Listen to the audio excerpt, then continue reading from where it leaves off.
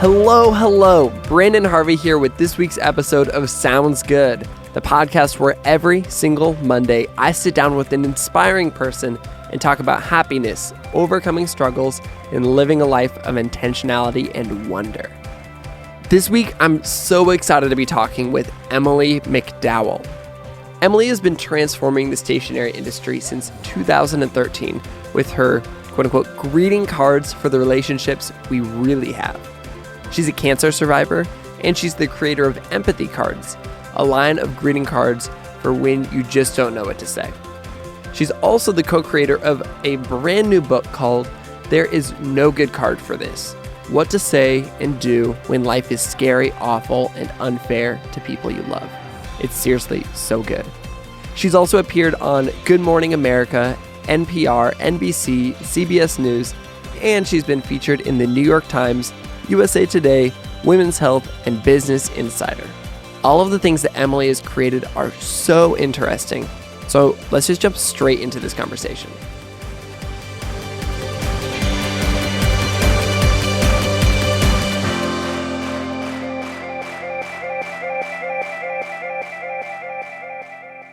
All right, I am on the line with the amazing Emily McDowell. Emily, welcome to Sounds Good. Thanks so much for having me. This is so much fun. I am a big fan of your work, of your amazing card line, and I love your new book. There is no good card for this. Dives into this phenomenon that we've all experienced when someone we know is going through a hard time and we just don't have the right words to say. And we don't know how to respond. And I have certainly been there. So I wanted to start off by asking, what was an early memory of a time when you didn't know how to respond to somebody in your life who's going through a hard time? Oh gosh, there have been so many, and I think, that's part of the reason that I knew how necessary this book was, is because I've been there. I mean, I remember being in middle school and having a kid in my class get leukemia. And when he came back to school, I remember exactly how it felt, because it felt like I had no idea how to be around him. Like I remember feeling like almost paralysis of like, what do I say? Like, he looks kind of different. Like, is he okay? How do I and I think it starts so early, the fear of anything that we think of as like scary, or that I now refer to as death adjacent, where it's like, where we've been sort of indoctrinated into our culture of like not really talking about those things ever. And so when they happen, feeling really unequipped to deal. And so in that moment, you didn't know how to respond. 15 years ago, I know that you battled with Hodgkin's lymphoma. What was it like being on the other side of that experience after having, at that point, a lifetime of experiences, being on the side of not having the words to say? Were there people in your life who didn't have the words for you? Yeah, absolutely. I think, I was 24 when I got sick. And so your early 20s is kind of a weird age, because you're technically an adult, but you basically have no idea what you're doing yet as a grown-up. And so, a lot of us would say that our judgment in our early 20s is not necessarily the best, right? And also when you're that age, very few people have been close to someone who was sick.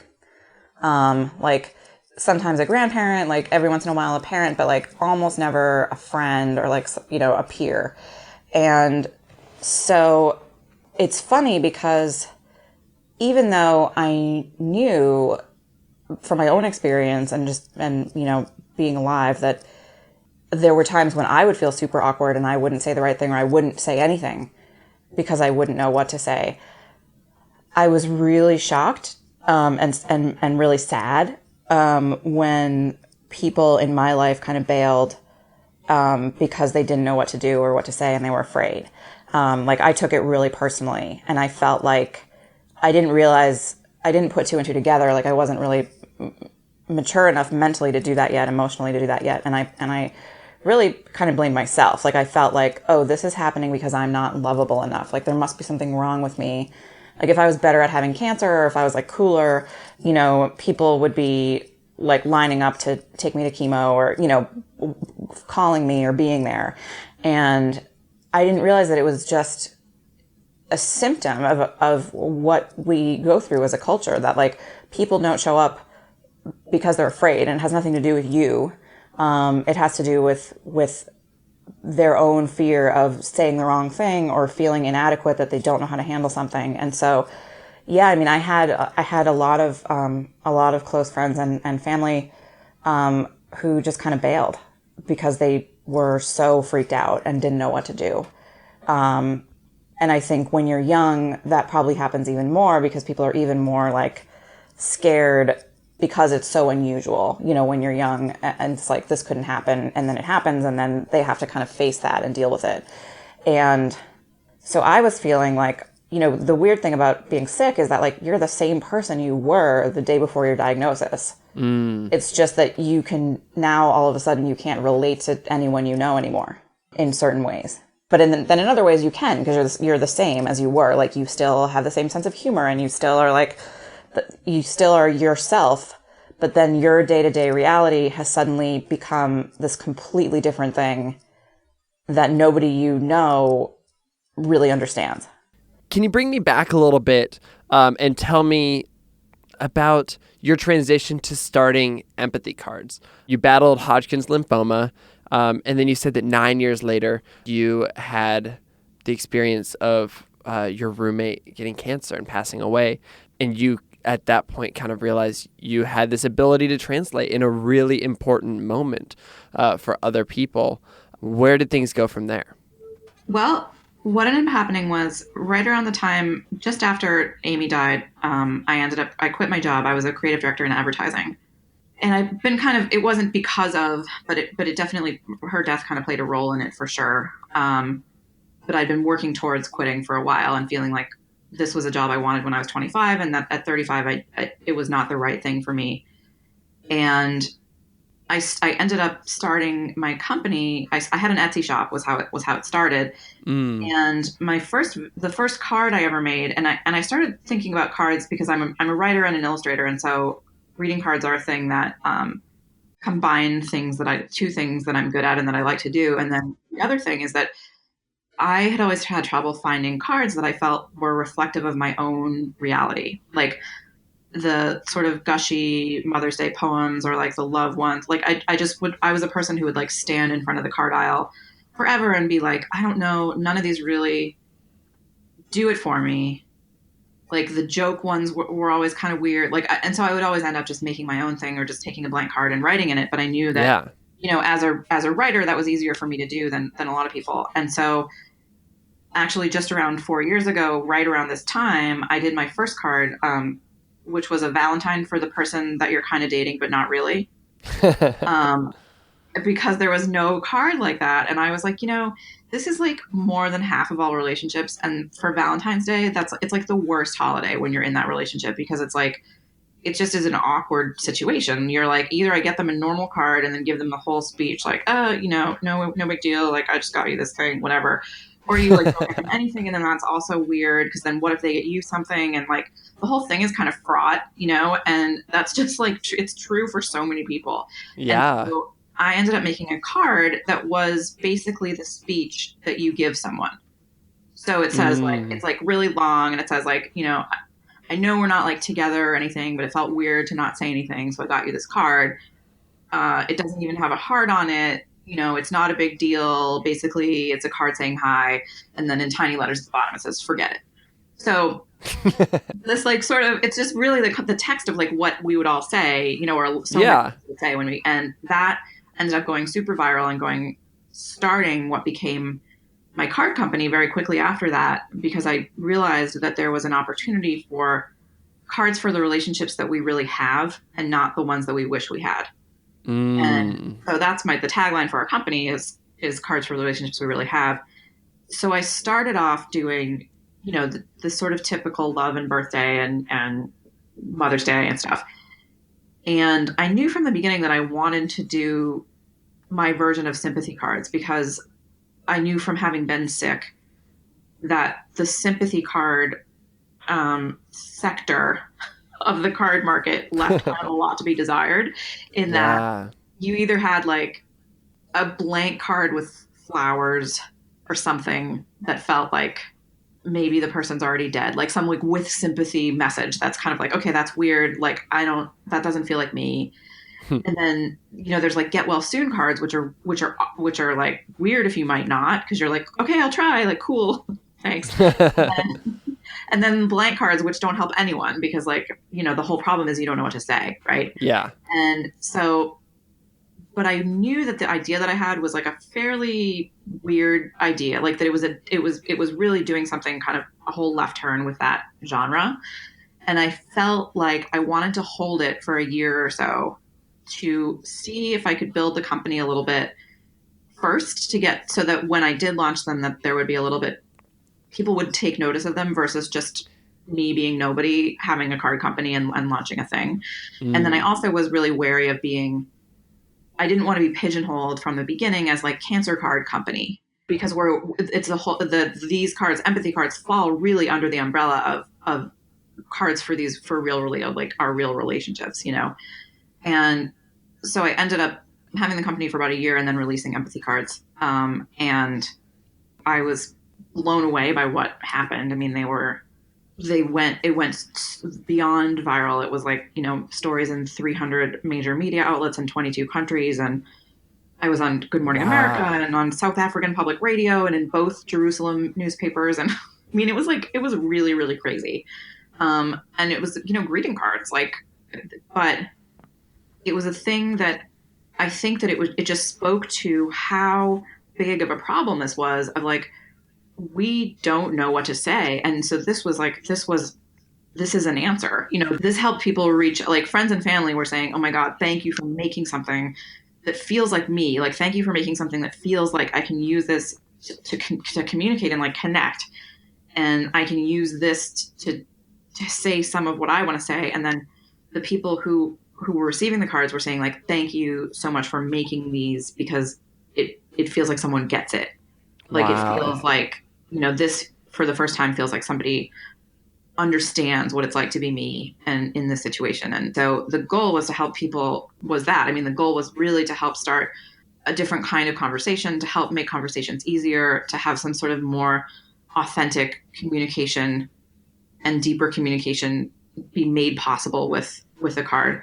Because the thing that's funny is, like, cards are, we have like Halloween card, like there's a million, like, how cards have become like a way to mark an occasion more than a communication method, right? So like there's a million like Halloween cards and like Easter cards and cards for whatever, but like, I mean, you don't really ever need a Halloween card, but when like you're going through like if your kid dies, or if your spouse dies, or if you have diagnosed with some huge chronic illness, like receiving a card can really make a difference. Like, that's when it's actually useful, is when it helps your loved ones connect with you, right? Like it actually can be really helpful and meaningful. And yet the selection was kind of nothing in comparison to like a holiday like Halloween, which was like, okay. And so I felt like there was just an opportunity there to do something different. And then after the cards came out, then this book, it became super clear from the feedback that we were getting that like there should be a guide, like there should be something that exists. This problem is so big that like there should be something that is not, not spiritual, like not religious, doesn't have a rainbow on the cover, like isn't going to put off people who like think they hate self-help books, but like something that's in the tone of the cards, that's relatable, that's accessible, that's even like entertaining. Nothing like it existed. And I felt like it was really important that obviously there was this big problem that needed to be solved, and that this could help solve it. But I didn't feel qualified to write the book on my own, like I was saying earlier. And then I was introduced, Kelsey and I had a mutual friend who introduced us, and she had all of the research end of the information, and she and I had the exact same vision for what kind of book we wanted to make. I'm 24 right now, and I'm actually completely resonating with what you're saying, because for the most part, I haven't had a lot of people in my life experience big things happening to them. Like, I haven't had a lot of close people in my life pass away. I haven't had a lot of friends get sick at this point. And I know that that's inevitable. That's the way that life works. But the few experiences I have had, I completely had no idea what to do. And I've said so many things where I'm like, oh my gosh, I cannot believe that I said that. But I'm curious on the other side, I do have a number of friends who have gone through difficult things before I met them. And those are the people that I've found who do know what to say in these situations. They do have a little bit more confidence in knowing how to respond to something happening in the life of a loved one. Did you feel like your experience with battling Hodgkin's lymphoma changed the way that you're able to respond to loved ones when they're going a hard time? Did it grow your capacity for empathy? It did. It really did. I think it really opened my eyes to like the power of empathy and compassion, and then B, really like how little was required in order to get there, that it wasn't like as hard as people thought it was. And then really what kind of set me on this path of doing what I'm doing now, was, when I finished, with my treatment, it was about a year of treatment, I was very much wanting to just like put it in a box behind me and like stick it under my bed and like put that whole experience behind me. Like I really was like not into the idea of having survivor be part of my identity. I really was like, let's just chalk this up to like a shitty thing that happened and move on. And I just want to have a normal life. And so I really did that. I really like just kind of put it away and really, I would talk about it if people wanted to talk about it, but it was like survivorship was not a big part of my life. And then when I was 34, my college roommate got cancer and she died 3 months later. So it was a very aggressive, very quick, really intense, horrible. And all of a sudden, when she got diagnosed, and this was the first experience that I'd had with cancer after my illness. So this was like 9 years later, the first person who was close to me who had been sick. And I was so struck by the fact that people who knew her, like mutual friends of ours and stuff, were asking me, what should I say to her? Like, is it okay to say this? Do you think she knows she's going to die? Like, have you talked to her about it? Do you think, is it, can we talk about this? Like, do you think she'll want to talk about her treatment? Will she want to, like, is it okay to talk about her daughter? Is it okay to talk about, and I realized that, and that was really, because I had worked so hard to kind of put it away and to not think about my own experience in the context of anything really. That was the first time that I really realized, like, what, I have this experience, that I have this perspective that can be used to help other people be less lonely than I was going through it when I was sick. And that the experience that this gave me and the perspective it gave me, people were sort of asking me to be like a cancer translator, and that was really like an intense thing for me to realize. And it sounds so basic and like stupid, but it really took me that long to realize, like, oh my God, I have something. I have this, because I had been through this thing that was really different than hers, but still in the same sort of big overall bucket of cancer. It was easier for me to just drop the fear and like be with her than it was for some other people. And it was easier for me, I had more compassion, and it was easy, and I had more empathy as a result of my experience. And I realized that the reason people bailed when I had been sick wasn't because of me.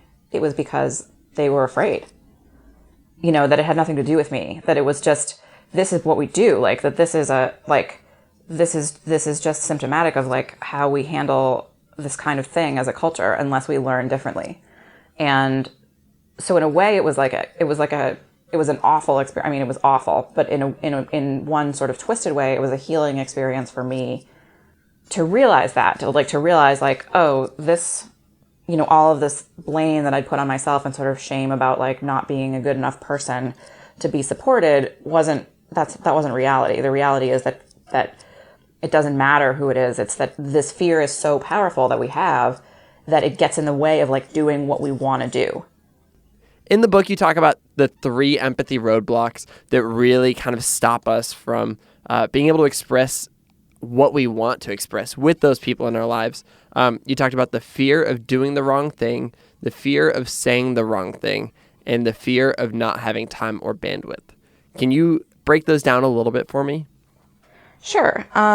This is language that Kelsey, my co-author, who had developed Empathy Bootcamp workshops, which are these great 2-hour workshops that she runs through her organization, help each other out, and that basically teach people how to show up when something bad happens. And so a lot of the content of the book was taken from the curriculum that she developed and the research that she did for her workshops. So this was one of them. So the fear of doing the wrong thing is like feeling pressure to make the situation better with the perfect gesture, and fear of doing the wrong thing and making it worse. And then if you fail, you feel like, I'm going to ruin this relationship, like this person is going to think XYZ of me, or I'm going to just be embarrassed, like I'm going to feel like an idiot.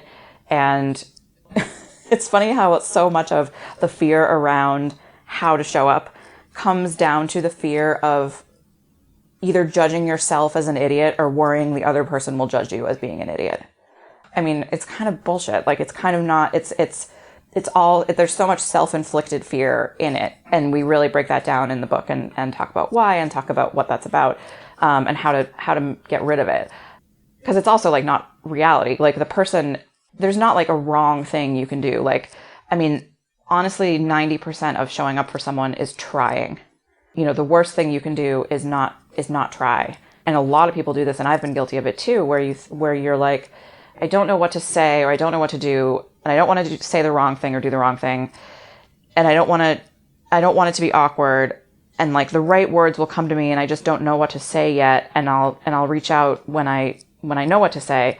And then of course, like, you never have these like magical right words, because there's a lot of the time there aren't any. And so then more time goes by, and then it becomes like more and more awkward and terrible and bad. And then you feel even worse. And so you feel like, oh, now it's like been, 3 months or 6 months. And now if I reach out, I'm going to have to explain why I haven't been there before. Yeah. And it's just going to be awful. And then you run into them in like the grocery store, a year later, and it's horrible. And it feels awful for both people. The person who's sick or in a divorce or had someone die, like, feels super terrible and feels really unsupported and just kind of left alone when people turn away because they don't know what to say.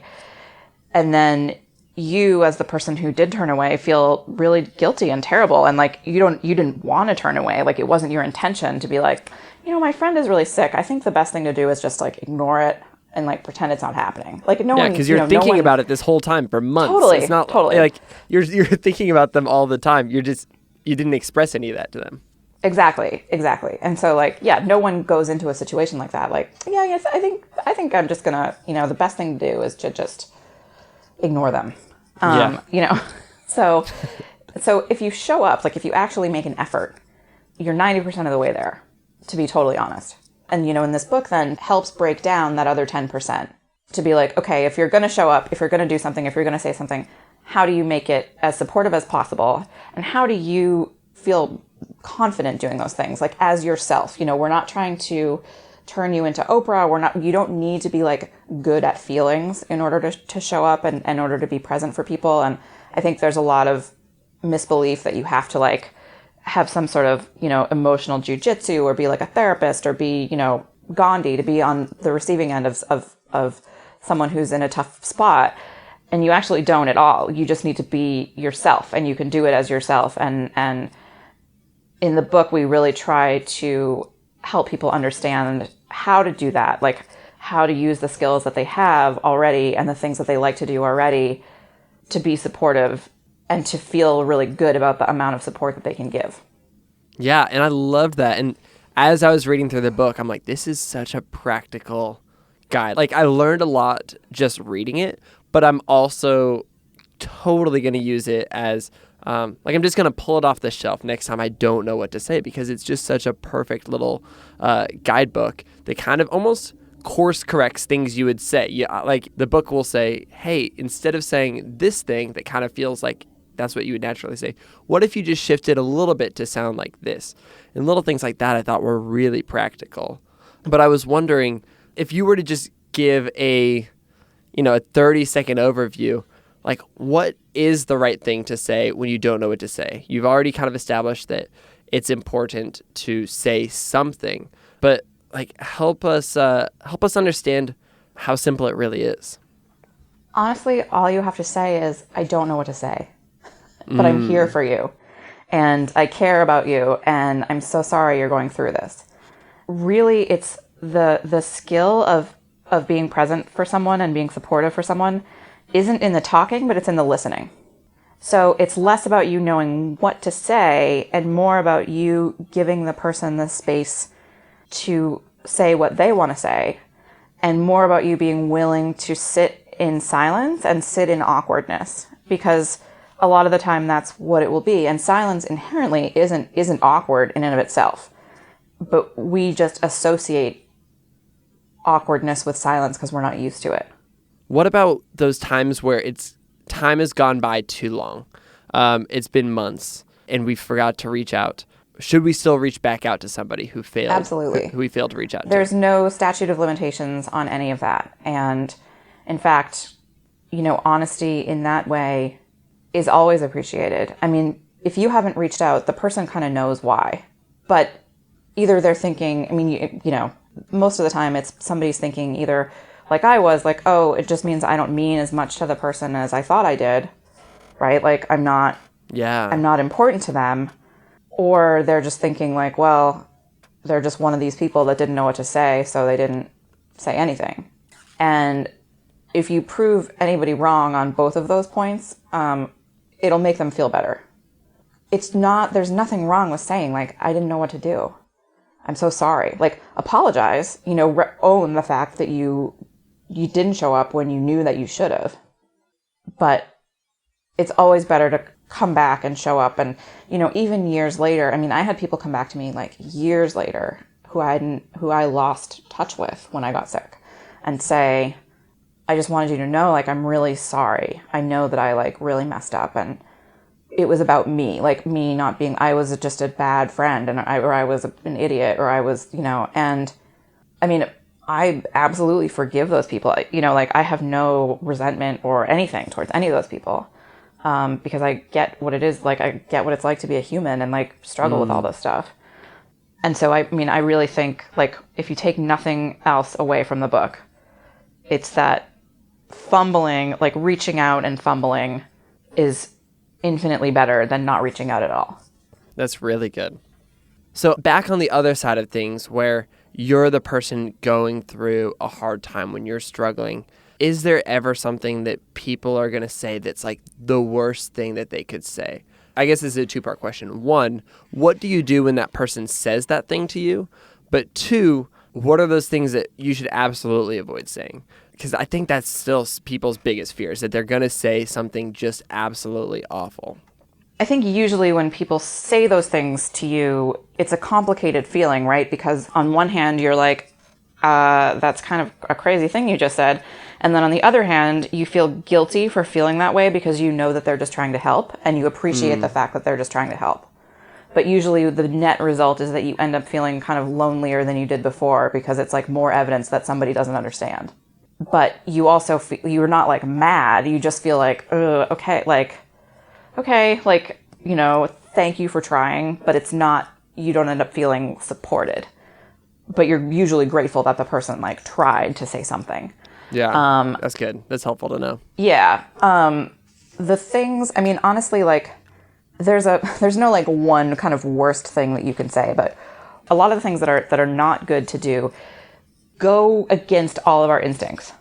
And that it's because in every aspect of life, basically, we're rewarded for being able to solve problems. Like problem solving is a skill that we're like, if we can solve a problem, like cool, like I am a worthwhile human being. I figured that out. Like I'm good. Like look at me and how smart I am.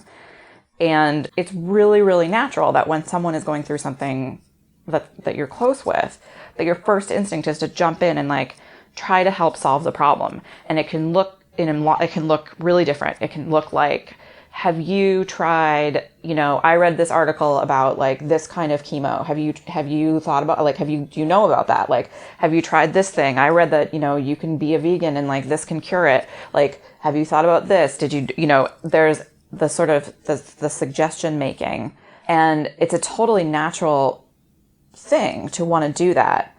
And yet at the same time, what ends up happening is like, the reality is like, the person who's going through this thing has spent, like, it is a safe assumption that they have spent at least 100 times more than you have Googling the thing that they have, right? Like, that they are in it 24/7, and that like they have chosen what they're doing based on information that they have decided to act on.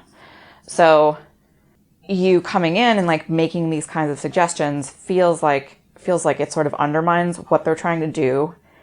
And it also it can feel judging, like it can feel like, oh, this person thinks I'm not doing enough.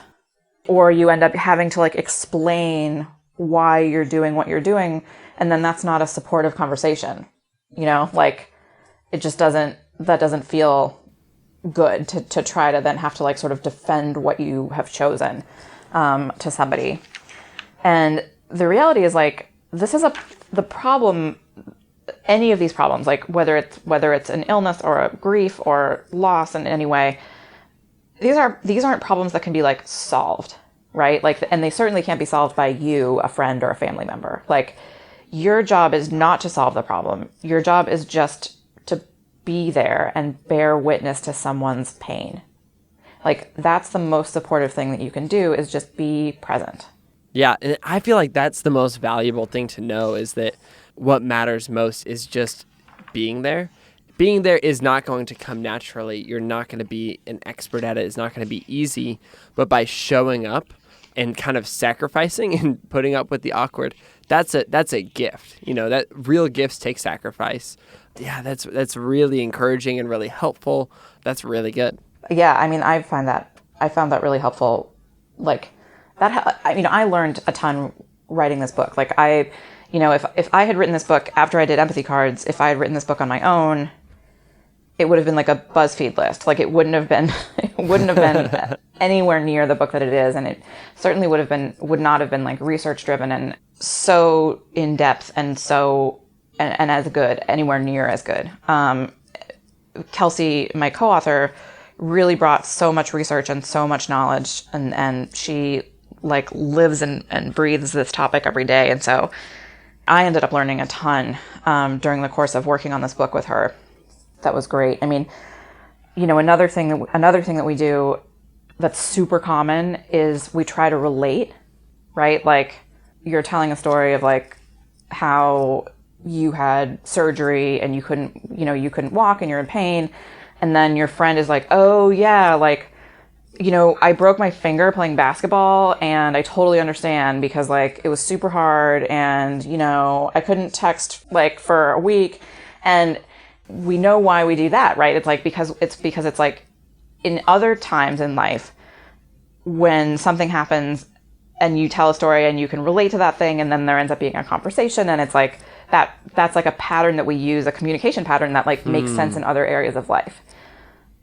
But in this circumstance, when someone is like in the middle of their hard time, most of the time they don't need you to come in and like start comparing your story to their story, because then the conversation becomes about you and not about them. Another reason it makes sense that we do it is because it's a story that our own story is something we're familiar with. So we tend to gravitate back towards it. Like, oh, well, this thing happened to me, and like, I know that, and I get this, and your thing feels really confusing and scary. We have the impulse to want to make it about our own problem, both in an attempt to relate, and also because we are generally feeling really uncomfortable and weird about the other person's problem. Like, we don't know what to say. And so if you have a story that you feel like, oh, well, when this happened to me, I did this and this happened, that's a comfortable story for you. Like, you've probably told that story a lot of times, or, you know how to talk about that thing. And so it makes sense that we would go there, but really resisting that impulse is the best thing to do. And really asking the person, like, how is this for you? How are you feeling about this? And in the book, we really get deeper into some of the kinds of questions that you can ask and some of the ways that you can kind of gauge a person's emotional readiness to talk about certain things. Like they may or may not want to talk about it, which is fine. And even if they don't want to actively be talking about it, it's still important to, like, it's just as valid to show up and watch TV with them and be silly and, you know, make jokes and be with them in the same way that you were with them before this thing happened, because they're the same person, you know. And a lot of the time when we get sick or when we're grieving, you know, the world sort of starts treating you as a sick person. Your whole identity becomes like sick person to the outside or widow to the outside. And really, you know, you're still you. You just also had this thing happen to you. And so that can feel really hard when you're going through this thing and people don't really, you know, people want to talk about the thing all the time, or people assume that you want to talk about the thing all the time, or they don't treat you the same way that they treated you before. Well, and that kind of comes back to empathetic listening, like you were talking about before. It's important to ask that question, it sounds like, but you also have to be able to listen to see if maybe that's not the conversation that they want to have. Maybe it's a non-starter. Maybe it's not where they want to talk. And then you get to be like, oh, well, what can I do for you? Yeah. Yeah, that's really helpful. That's really, really good.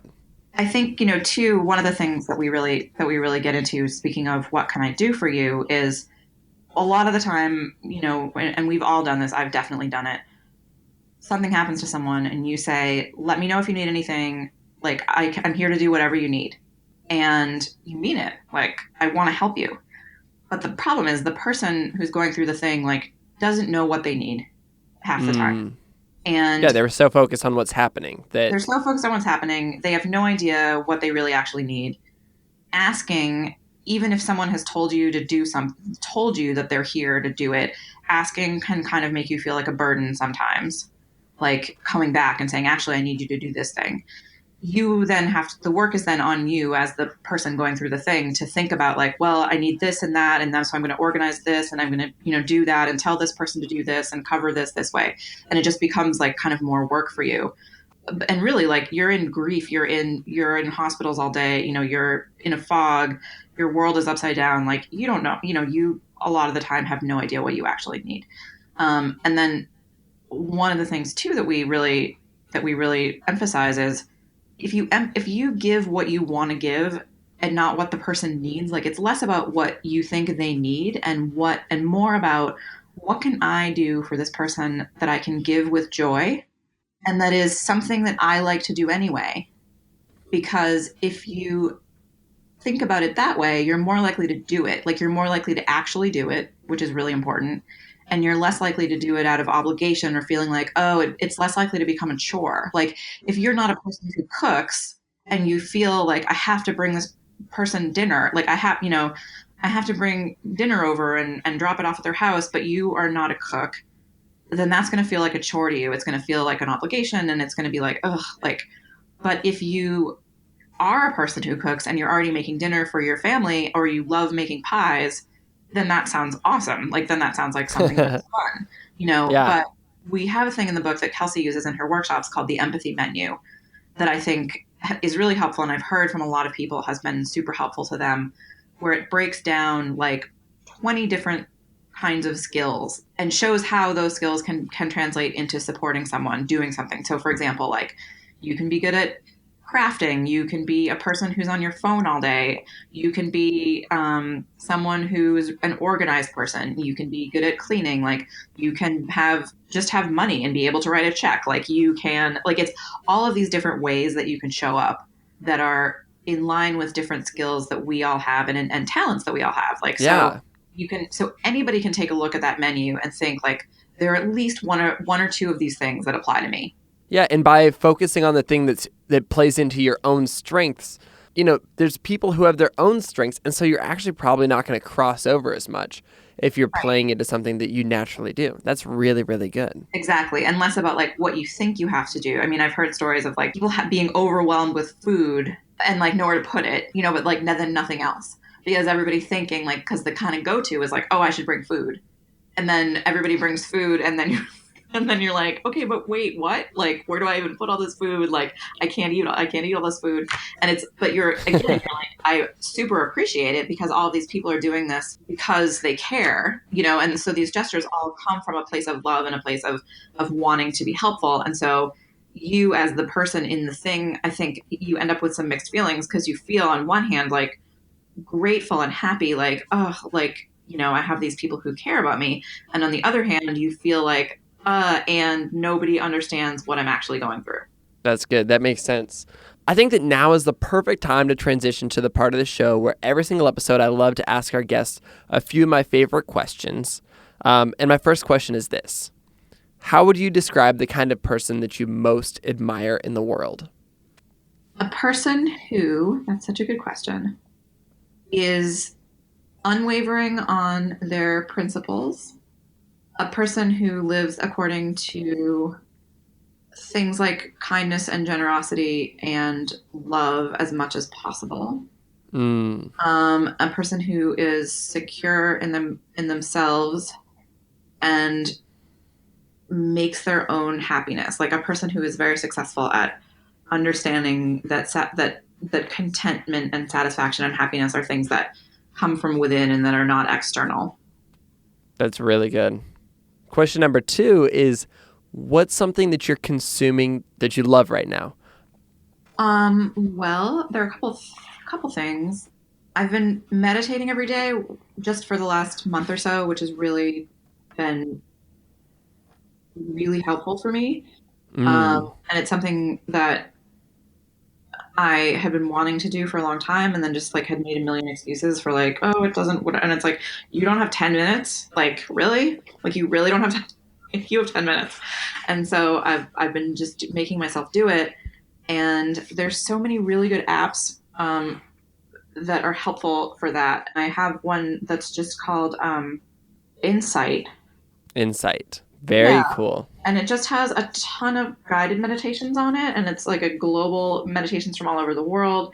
And then it also has a timer that you can set for, to have bells go off whenever. So I have a meditation that I've been doing that I read about from actually that Tony Robbins does. Oh, wow. That is 3 minutes of gratitude and then 3 minutes of thinking about and appreciating whatever God means to you, and then 3 minutes of envisioning some things that you want to manifest in your life.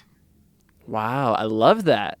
And it's been really lovely. And so I've been doing that in addition to some guided ones. And so this app lets you set a chime every 3 minutes so that I know when I can stop thinking about something and start thinking about something else.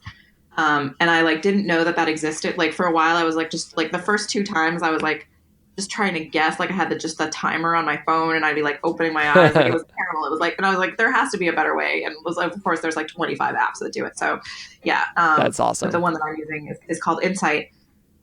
And then the other thing, actually, I learned about this Tony Robbins thing from a book that I just read, which is, and I like Tim Ferriss. I have sort of mixed feelings about his podcast sometimes, but the author / entrepreneur Tim Ferriss, who wrote the 4-Hour Workweek and the 4-Hour Body and whatever, all those books, has a new book out called Tools of Titans, and it's I just picked it up. It's great. Yeah, and it's 700 pages long, and it's all micro 3 to 4 page interviews with people who are really successful in their fields about the habits and things that they would recommend, tools that they use that they feel are the most helpful, or little pieces of advice. So yes, it's really cool. And I took notes, and I almost never do that. And I took so many notes on this book. And that was how I learned about that particular meditation, was through his interview with Tony Robbins.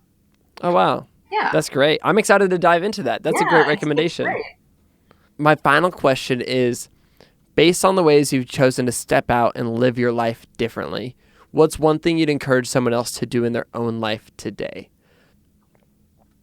We are living in a time when it's easier now than ever to figure out what to do for a living and for money that doesn't involve going and working at a job you hate.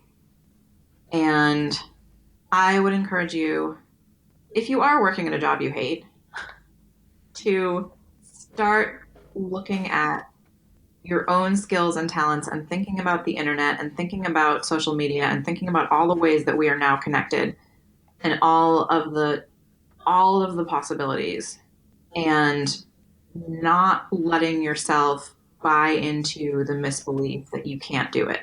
I'm just a person. I mean, I'm special in that we're all special genius snowflakes, but like, I'm not, I'm not Oprah. I'm not, I'm not Stephen Hawking. I'm just a person who got really tired of working at ad agencies 80 hours a week and felt like, I don't know what I'm going to do next, but there has to be something. And I worked super hard to figure out, not just how to find that thing, but then how to build it. But what I've seen along the way and all the people I've met and all of the experience I've had has been really encouraging in that there's just so much possibility out there that didn't exist 20 years ago when I graduated from college. It's so true. And it's so cool that you've just proven that you can create something that's unique and meaningful and has an impact in the world. And you get to be your own boss. And that's a fantastic action step for people to take.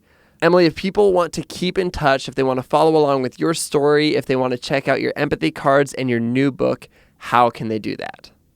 EmilyMcDowell.com is the home for all things. All of our merchandise and cards and everything is online. The book, you can't buy the book on our website, but we have links to Amazon and Barnes & Noble and everything on our site. You can also go to your local bookstore and they may have it. If you go to your local Barnes & Noble, they should have it. And I am on Twitter and Instagram as Emily McDowell with an underscore at the end. The Emily McDowell with no underscore is like a 17-year-old girl and hates me. So she gets tagged all the time and stuff. And I'm sorry. Over Emily McDowell. So yes, I have an underscore at the end of mine. Amazing. Well, Emily, seriously, this has been so much fun getting to have this conversation. You left us with some really practical tips, some really helpful advice, and I really appreciate you sharing your story on the show. So thanks for being here. Thanks so much for having me.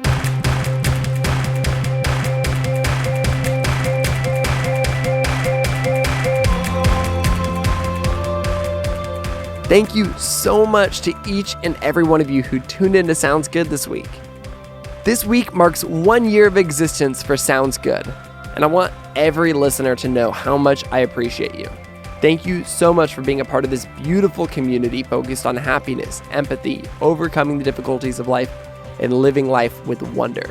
Seriously, you are all going to change the world, and I'm so grateful to have you here. This has been so much fun. This week also marks my last episode as a collaboration with the good folks at Gradient to make Sounds Good. I'm blown away by Gradient's support over the last year, and I am so honored that they took a chance on me. You can learn more about Gradient at gradient.is. That's gradient.is. But here's the thing, Sounds Good isn't going anywhere. We have plenty of amazing episodes in the works for year 2. The only difference is that from here on out, I'm writing solo. And I'm super excited for year 2. It's going to be so fun. If you want to help support the show as we make this transition, I would be so honored if you shared the podcast with a friend. Either in person or online, it doesn't matter. Maybe you could even just pick a favorite episode from the last year and share that. It would really mean a lot. And I know I've mentioned this plenty over the last year, but giving a rating on iTunes is actually an amazing way to help people find this show, and it just takes a few seconds. All you have to do is search for Sounds Good in your podcast app and write a sentence or two about what you love about the show. Easy. And with all that said, with all those updates and news, that's a wrap for this week's podcast. I'll see you on the internet, and I'll talk to you next week when we get the opportunity to learn from another inspiring person. Sound good?